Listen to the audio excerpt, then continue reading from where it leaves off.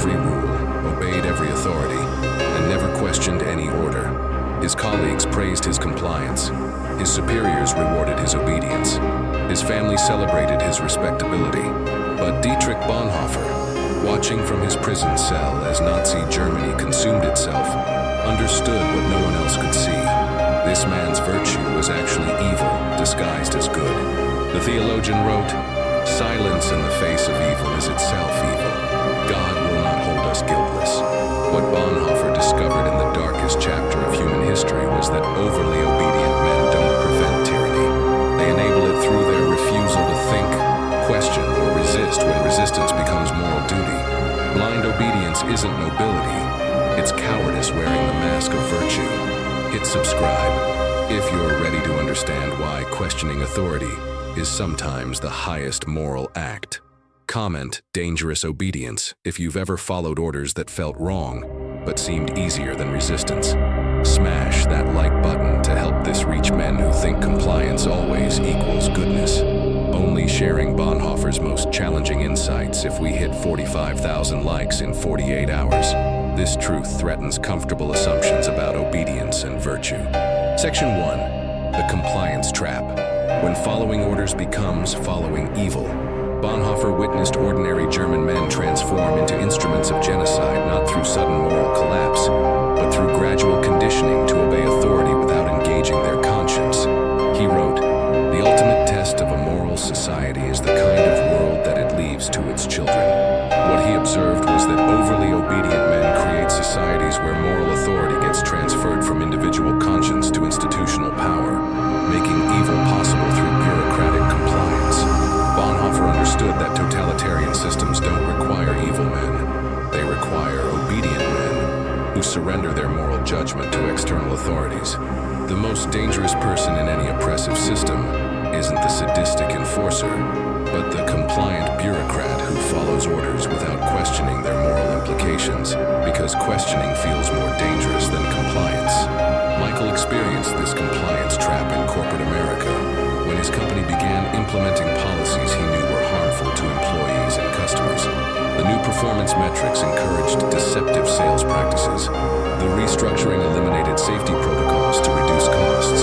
The management directives prioritized profits over people in ways that violated his personal ethics. Each policy came with legal justification, corporate precedent, and authority approval that made resistance seem unreasonable, while compliance appeared professional. Michael's colleagues praised his team player attitude when he implemented policies without complaint. His superiors noted his reliability in performance reviews when he executed directives without pushback. But Michael gradually realized he'd become what Bonhoeffer called a man without conscience, someone who had transferred moral responsibility to institutional authority instead of maintaining individual ethical standards. His obedience wasn't virtue, it was moral abdication disguised as professionalism. The compliance trap operates through what psychologists call diffusion of responsibility, the psychological tendency to feel less accountable for actions when operating within institutional structures. Orders from legitimate authority feel less morally questionable than personal choices, making compliance seem safer than independent moral judgment. Bonhoeffer recognized that overly obedient men become tools of oppression, precisely because they mistake following orders for moral behavior. They confuse legal permission with ethical obligation, institutional approval with moral correctness, and authority validation with conscience confirmation. Modern examples of the compliance trap include employees who implement harmful policies without protest, citizens who accept government overreach without resistance, and professionals who violate ethical standards because just following orders feels safer than moral courage. The theological insight Bonhoeffer brought was that moral responsibility cannot be transferred to external authorities. Each person remains accountable for their actions, regardless of who ordered them, who approved them, or who made them legal. God judges individual choices, not institutional compliance. The compliance trap succeeds because resistance requires courage, while obedience requires only submission. Most men choose the psychological comfort of following orders over the uncomfortable responsibility of moral evaluation, especially when resistance might result in professional or social consequences. Bonhoeffer's warning was prophetic. Societies filled with overly obedient men become vulnerable to tyranny because tyrants don't need to convert hearts. They only need to capture institutions. Once institutional authority supports evil, obedient men will implement it while believing they're being virtuous. The path from compliance to complicity is gradual and often invisible to those walking it. Each small compromise makes the next compromise easier, until men find themselves participating in systems they would have rejected if the full moral reality had been presented at once. Comment compliance trap. If you've ever followed institutional orders that violated your personal moral standards. Section 2. The authority addiction. When thinking becomes too dangerous, Bonhoeffer observed that many men become psychologically addicted to external authority because independent moral thinking requires courage, uncertainty, and personal responsibility that feel overwhelming compared to the simplicity of following orders. He wrote, "Cheap grace is the grace we bestow on ourselves. The cheap grace of obedience allows men to feel virtuous without bearing the cost of moral courage." Bonhoeffer understood that authority addiction develops when men learn that questioning orders brings punishment, while compliance brings reward.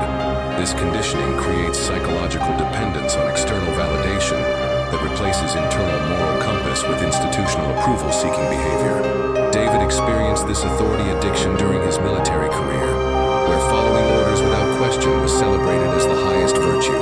The system rewarded instant compliance and punished hesitation, debate, or moral questioning. David learned to suppress his ethical instincts and defer to superior judgment in all situations. When David transitioned to civilian life, he discovered he'd lost the ability to make independent moral decisions. He constantly sought authority figures to tell him what was right, what was wrong, and what he should do. His conscience had atrophied through disuse, replaced by reflexive deference to anyone in a position of power. The authority addiction manifests in corporate environments where employees become psychologically incapable of ethical decision-making without management approval. They develop learned helplessness about moral judgment, believing that thinking independently about right and wrong is above their pay grade or outside their responsibility. Bonhoeffer recognized that this addiction serves oppressive systems by creating populations of men who cannot conceive of moral authority, existing outside institutional structures. They become unable to recognize when institutions themselves become corrupt and require resistance rather than obedience.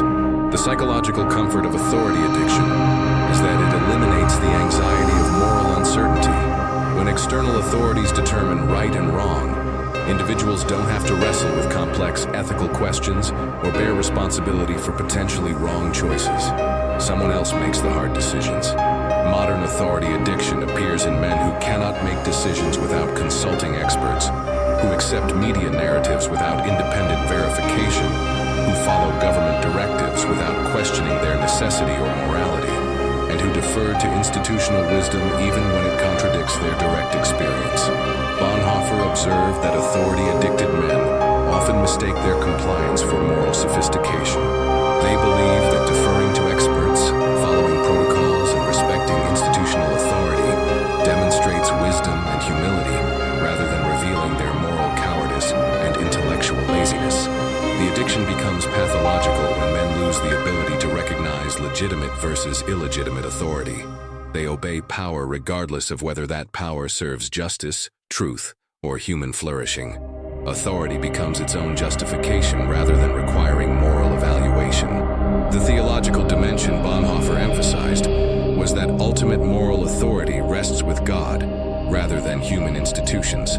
Men who become addicted to human authority often commit what he called idolatry of the state, worshiping institutional power instead of maintaining primary allegiance to divine moral law. Authority addiction prevents men from developing what Bonhoeffer called costly grace, the willingness to pay the price of moral courage when obedience would require participating in evil. Costly grace means accepting social, professional, or personal consequences rather than compromising moral integrity. The recovery from authority addiction requires rebuilding confidence in individual moral judgment while maintaining appropriate respect for legitimate authority. This balance requires wisdom to discern when authority serves justice and when it serves oppression. Comment: authority addiction. If you've ever found it easier to follow orders than think independently about right and wrong. Section 3. The moral cowardice epidemic. When virtue becomes vice, Bonhoeffer identified moral cowardice as the greatest threat to human civilization. Not dramatic evil performed by obviously bad people, but quiet compliance performed by men who think they're being good. He wrote, "We are not to simply bandage the wounds of victims beneath the wheels of injustice. We are to drive a spoke into the wheel itself." Moral cowardice prevents men from driving spokes into wheels, allowing injustice to continue through inaction disguised as virtue. Bonhoeffer understood that moral cowardice masquerades as positive traits: being agreeable, avoiding conflict, maintaining harmony, respecting authority, and keeping peace. These qualities appear virtuous in normal circumstances, but become vicious when they enable evil through passive participation.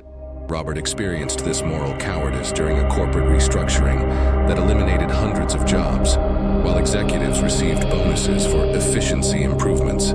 As middle management, Robert knew the layoffs were unnecessary and motivated by greed rather than business necessity. He had information that could expose the manipulation of financial data used to justify the cuts. But Robert remained silent because speaking up would risk his own position, create conflict with superiors, and disturb the workplace harmony he valued. He told himself that keeping his job allowed him to help remaining employees, that challenging executives wouldn't change anything, and that maintaining stability was more important than fighting battles he couldn't win. Robert's silence wasn't neutrality, it was complicity. His moral cowardice enabled the injustice by refusing to use his knowledge and position to resist when resistance was possible. He chose personal safety over moral courage, disguising his cowardice as prudence and his compliance as wisdom.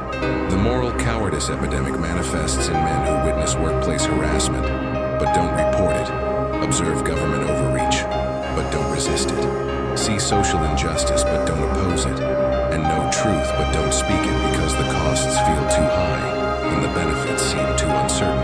Bonhoeffer recognized that evil spreads not through active malice, but through passive permission. Moral cowardice provides the fertile ground where injustice grows, because it eliminates opposition without requiring conversion.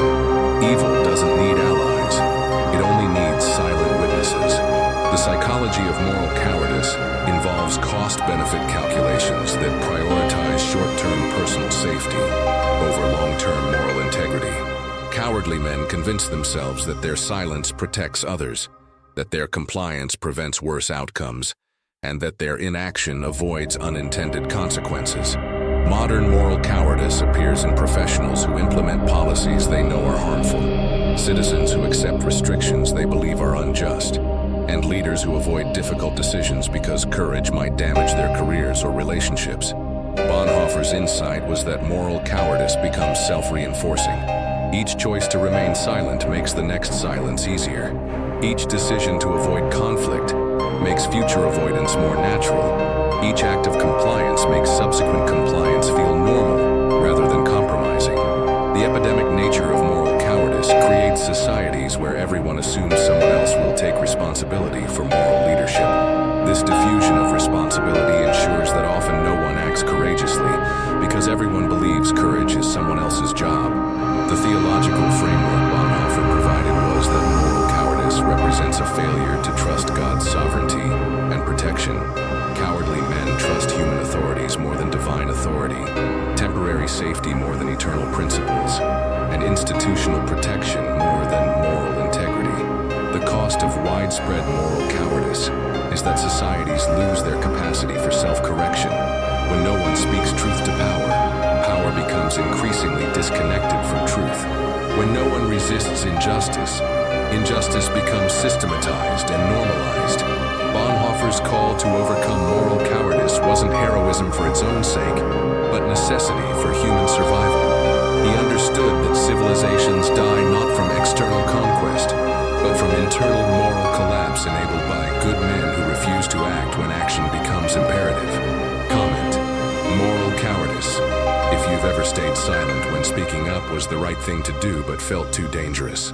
Section 4. The Bonhoeffer Solution. Developing moral courage. Plus, righteous resistance.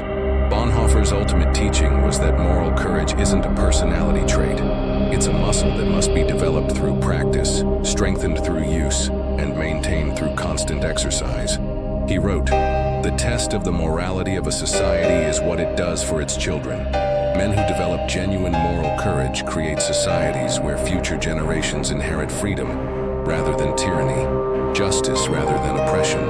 Bonhoeffer understood that moral courage requires what he called costly discipleship, the willingness to pay real prices for moral integrity, rather than seeking the cheap grace of compliance that costs nothing and accomplishes nothing meaningful. The development of moral courage begins with what Bonhoeffer called thinking for yourself, critically evaluating institutional claims, questioning authority assertions, and testing organizational directives against personal moral standards, rather than accepting them automatically because they come from legitimate sources. Personal confession. I spent years practicing the moral cowardice that Bonhoeffer warned against. In corporate settings, I implemented policies I knew were harmful because resistance seemed professionally dangerous. In social situations, I remained silent about injustices because speaking up felt socially risky. In personal relationships, I avoided difficult conversations because conflict felt emotionally uncomfortable.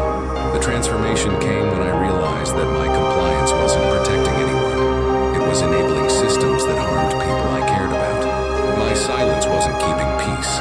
It was allowing injustice to continue. My obedience wasn't demonstrating virtue. It was revealing my moral cowardice.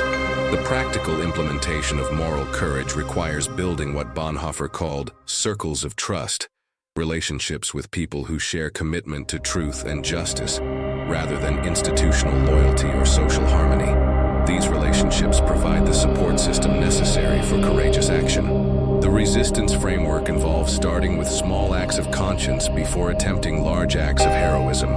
Moral courage develops gradually through practice, speaking truth in meetings where lies are comfortable, questioning policies that serve institutional interests over human welfare, and refusing participation in activities that violate personal ethical standards. Bonhoeffer's strategy for righteous resistance involved what he called speaking truth to power, directly confronting authority figures with moral challenges to their decisions, rather than complaining privately or remaining silent publicly. This requires courage but creates accountability that passive compliance never achieves. The community aspect of moral courage involves inspiring others to think independently and act courageously rather than trying to be a solo hero. Bonhoeffer understood that sustainable resistance requires cultural change that happens through individuals influencing others to develop their own moral courage. The theological foundation requires understanding that moral courage serves God rather than human authorities when those authorities demand participation in evil. This perspective provides the strength necessary to resist powerful institutions and social pressure that can overwhelm purely human motivation. The long-term vision involves creating societies where moral courage is celebrated rather than punished, where questioning authority is seen as patriotic rather than dangerous, and where independent thinking is valued more than institutional compliance. Bonhoeffer's legacy teaches that men who develop moral courage don't just protect themselves from complicity in evil. They protect their families, communities, and civilizations from the tyranny that flourishes when good men choose obedience over conscience. The practical steps require identifying areas where your compliance enables harm, developing the knowledge necessary to speak intelligently about these issues, building relationships with others who share moral concerns, and beginning to resist in ways proportional to your capabilities and responsibilities. The ultimate recognition is that moral courage isn't optional for men who want to live with integrity.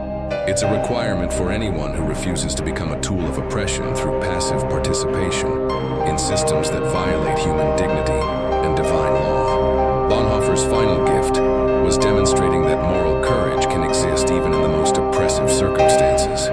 His willingness to resist Nazi tyranny from within prison shows that external constraints cannot eliminate internal moral choice.